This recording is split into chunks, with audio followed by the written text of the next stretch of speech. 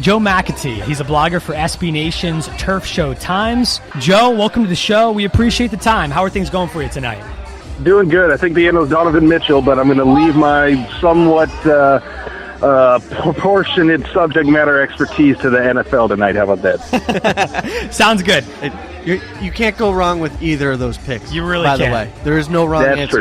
That's true, too. It's NBA fever right now, Joe. You know, we know this little thing called the NFL draft is happening this week, but the NBA playoffs are going on as well. So we try and sprinkle it all in here at Behind the Mic.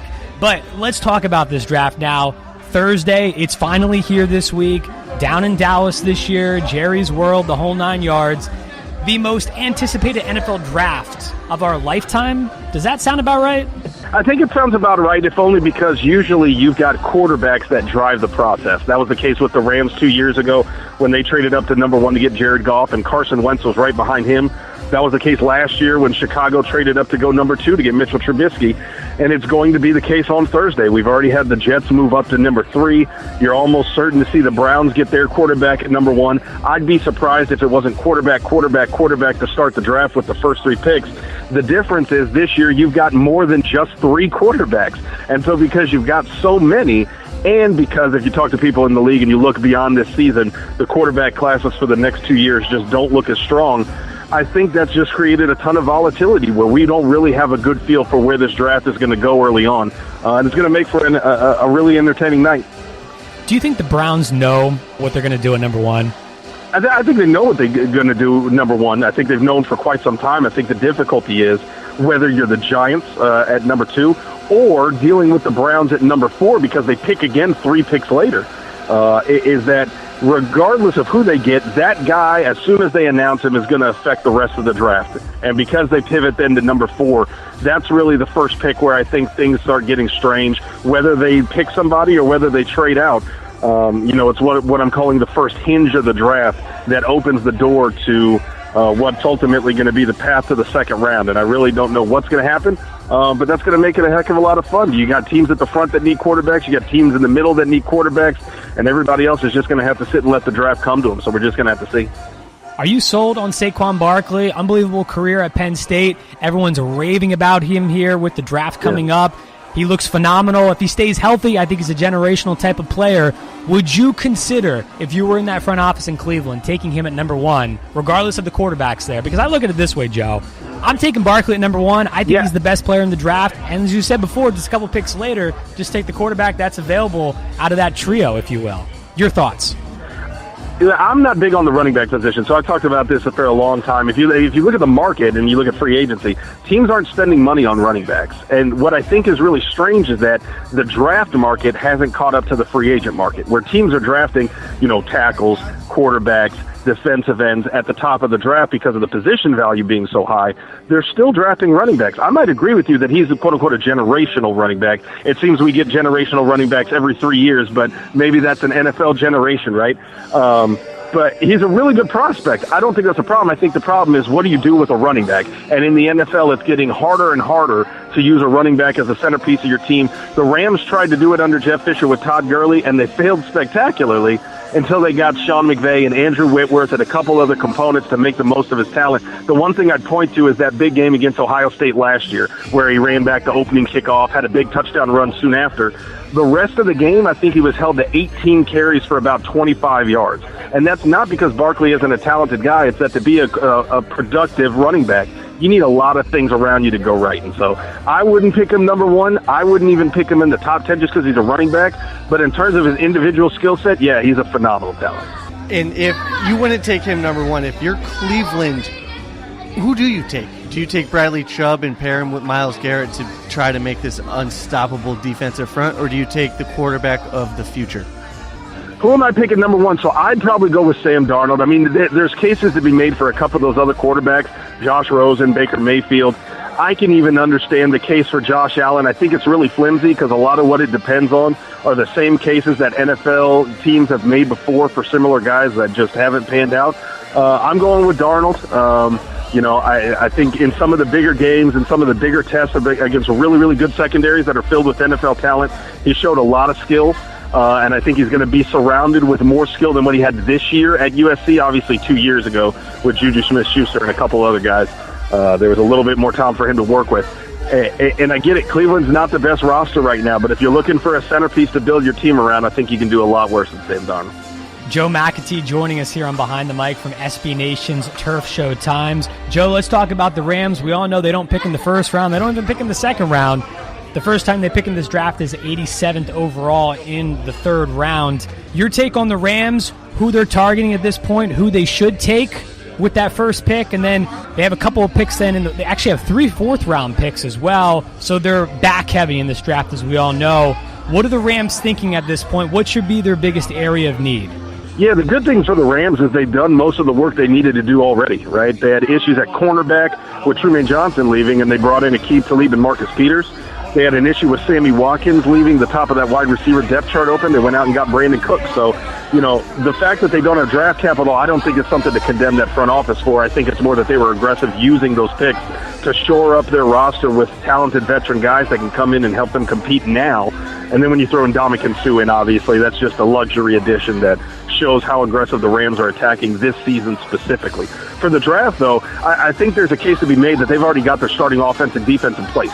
That the roster needs that they have, primarily inside linebacker, outside linebacker, just aren't in a position to get addressed when you've only got one pick in the first 110 in the draft. So I think in terms of what they shouldn't do, they shouldn't try to hammer down their roster needs for this draft, where if you're not going to get a guy who can come in and play right away, the roster needs that you're really drafting for at this point are future roster needs. And kind of the only way to really judge for that is to dress the best guys available. If that happens to be a linebacker, so be it. But when you force that, the Rams tried to do that in 2015. They had a huge need for offensive line. They drafted 5 guys total. 3 of them were off the team within 2.5 seasons. So that need that they had at offensive line wasn't really solved. Already you've got Rams fans looking to next year and saying, look, we got to get more offensive linemen. You just can't draft out of desperation like that. Other than that, the roster is good enough where they can let the draft come to them, maybe get a rotational piece, some special teams help, and then get out there with the veterans that they've already acquired and try to make a push for a postseason. Yeah, we all know it's about winning here in 2018 for this Rams squad. There's no question about that. Oh, yeah.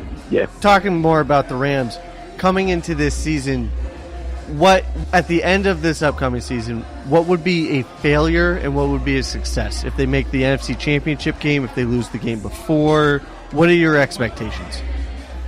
Yeah, it's tough. I mean, the expectations are really high, and I think the closer we get to the season, the more you're going to see the Super Bowl or blank, Super Bowl or bust, Super whatever. Well, however we want to team that, I think that's what we're going to see more and more, and it's because, number one, you've got the name recognition, like I said, guys like Suh, Peters, Talib.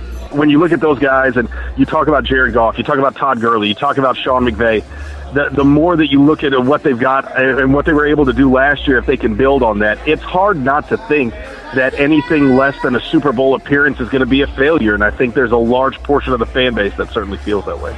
I feel like as a fan base, you need to have that mindset. Bring up a great point, Joe. They have a lot of things taken care of via free agency already. So the draft, McVay and company can more so lay back. Quickly on the Chargers, the other team here in L.A., what is their biggest draft need? Not a lot of people are talking about the Chargers and what they need to do. They have a lot of needs. In your opinion, what's the biggest? Yeah, it's weird because a year ago, if I had picked one team that I thought had a bigger opportunity for success in 2017, it was the Chargers. They had a brutal schedule early on, and I thought if they could survive it, they could be able to get through it and come back late. Of course, they started off horribly, and then, despite their successes in November and even into December, it was too late for them. I think the biggest thing they need is health. They've had so many guys go down to injury. The roster doesn't look bad, and you can see them being competitive in the AFC as is. The problem is that that's been the case maybe for the last 2-3 years, and every preseason, every training camp, they're losing guys for the year before they even get to week 1. That's the biggest need. Outside of that, I could see some offensive line help being necessary, especially if they want to shore up the run game. The passing game, as long as they can stay healthy, you got Phillip Rivers, you got Keenan Allen, they got plenty of talent there, even Hunter Henry. Defense, I like the pass rush. They might need some help in the secondary, but, as it stands, the roster, the depth chart overall looks competitive. They just got to find a way to stay healthy long enough to rack up some wins. If one of the top QBs falls in your San Diego, would you consider moving up a couple picks to take Baker Mayfield or Josh Allen? I think you got to think about it. And I think you have to think, whether you're the Giants with Eli Manning, you're talking about the Chargers with Phillip Rivers, New Orleans. There's a couple teams that have to start thinking about their QB future beyond the guy they already have. I get it. It's a new era where we're seeing guys playing the Tom Brady, Peyton Manning timeline. But if you're a team, you got to be prudent enough to go out and make those investments. New England went out and got Jimmy Garoppolo. They had a guy that that Bill Belichick, by all reports, was ready to start working to hand the reins over to. Let's say some infighting derailed those plans, but other teams maybe that aren't having the success that the Patriots are having in January may be able to figure out that transition a little smoother. And obviously for the Chargers, they're going to want to have somebody to succeed Phillip Rivers sooner rather than later, sure. Now, quarterback, I'm going back to quarterback because that's what the position we all love to talk about. The guy I really like this year that seems to be in that second tier after the Big Four is Lamar Jackson. Why aren't people talking about him with the Josh Rosens, the Allens, and the Sam Darnolds? I think part of it's just the hype that the guys at the top are getting. I also think because his team struggled a little bit over the course of his career that he didn't get as much national attention the way that a guy like Baker Mayfield did at Oklahoma, Sam Darnold playing in the Rose Bowl did at USC. Those guys got a little bit more hype, and obviously when you talk about Lamar Jackson winning a Heisman, that's going to bring him personal attention. When you talk about Oklahoma State a lot of times, you're talking about the totality of the offense. You're talking about Mike Gundy as head coach being an offensive genius. Even this year, one of the bigger names on the team was James Washington, the wide receiver. So I think Mason Rudolph's a fine candidate. I think it's one of those things where you're just in a year, maybe in a different year, he might have gotten more hype and might have been at the top of some boards. But this year with all the other guys there, I don't know that he's going to be able to get in front of those guys. It's fascinating. There's so many question marks with this NFL draft. What's something, Joe, that we can bank on when Thursday's first round comes around? What's something that we can expect to happen? Again, so many unknowns of this draft. What's something that you expect to happen? Yeah, I mean, the main thing I expect to happen is the top guys at kind of the second tier positions will all go top 10. Minka Fitzpatrick, Quentin Nelson, the offensive lineman out of Notre Dame, Tremont Edwards out of Virginia Tech. Those guys are just too good at their position for teams that have that need to go in the lockup. Kind of the way that the Rams don't have a pick like that. Teams that have that know that if they need a guard, they can go get Quentin Nelson, and he looks like a guy that's going to be around the NFL for at least a decade.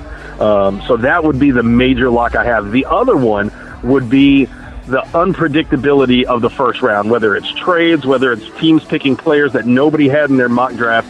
Every year we go in with this certainty, and I see people every year saying, this will never happen, this guy will never drop this, and it ends up happening every single year, whether it's Baker Mayfield or Josh Allen or Saquon Barkley or Bradley Chubb or whomever. Every year we get surefire prospects that drop. We get trades that shake up the entire process, and that's part of what makes it so fun, is that when you get a Mitchell Trubisky in there that throws everybody off, it makes you remember that the draft is a fluid process. It's not 32 picks as a whole. It's 32 individual picks that teams have to recalculate what they're doing based off the process as it happens. And so it's going to be fun, but it's one of those things where if you're asking me what I'm sure of, there's not a lot. I'm more sure of what I'm not sure of than what I am sure of. Oh, I love it. Are you a believer in Baker Mayfield at this point? Yeah, I mean, it depends what situation you put him with. I'd say this. If he goes to the Jets right now, I'm not a believer in 2018 because that roster's so bad. I thought what Todd Bowles did last year. I get it. Sean McVay did a phenomenal job, deserves Coach of the Year. Doug Peterson with Philadelphia when you win the Super Bowl, always going to be in that conversation. I thought Todd Bowles didn't get as much credit. I know they didn't win a ton of games, but that roster is probably the worst in the NFL, may not even be close. And for them to have been so much better than, say, the Cleveland Browns or the New York Giants, I thought that, Todd Bowles and the Jets really deserve a lot of credit for the way that they were able to pull out a 2017 season. That being said, I don't know that Baker Mayfield has the tools or the offensive line there to succeed. But when you draft a guy like that, I mean, you look at Jared Goff's rookie year, you don't have to be successful early on. If he turns into the guy that you want, whether you have to sit him like Jared Goff sat for a while, Aaron Rodgers sat for a season, if that's what you have to do in order to make sure his career is successful, so be it. But he's certainly a guy that I could see being successful once they get him some weapons and once they protect him. If you're Cleveland, do you consider taking two quarterbacks in the top four? It's tough. I mean, the singularity of this draft makes it possible, right? Where normally you'd say, of course not. But because the draft is so unique, and not only the 1 and 4 situation, but the fact that they've got 2 picks early on in the second round, too, where they could go and get some really, really good players there before we even get to the 40th pick. I guess you'd leave the door open for it. I'd still be shocked at it. I mean, to do that with 2 quarterbacks that early on in the kind of media hurricane that would invite for training camp, this year alone, let alone after this year if one of them struggles. I don't know that that's the best decision. But here's the thing. If you're Cleveland guys, there's only one place to go, and that's up. So true. Great insights. Joe McAtee from SB Nation's Turf Show Times. Check out their blog. Joe's always putting out great stuff. What are you going to do next week when the draft's over? I'm going to watch Outbreak. With old Kevin Spacey. You know, sorry, I had it on earlier. It's top of the mind. No, I don't know. I mean, I enjoy the draft, so I'm going to watch it. It'll be fun to see how things get shook up and what the landscape of the league is. But yeah, as a Rams fan, this just isn't our year, and that's okay. You know, you get to celebrate the fact that they've built the roster that they have and watch the rest of the league, most of the league, try to catch up with that roster and figure out maybe who else is going to be in the mix for trying to get to the postseason as soon as week 1 starts. You're speaking to a couple Pats fans, so we understand what it's like to have a boring draft day or two. Hey, yeah, put it like this. The Rams 14 years before last year weren't anything to brag about, so the draft has been a common refuge for Rams fans for quite a long time. I would say that this is the anomaly and not the other way around. Hey, enjoy the draft, Joe. We appreciate the time here tonight. Thank you. Yeah, thanks for having me on, guys.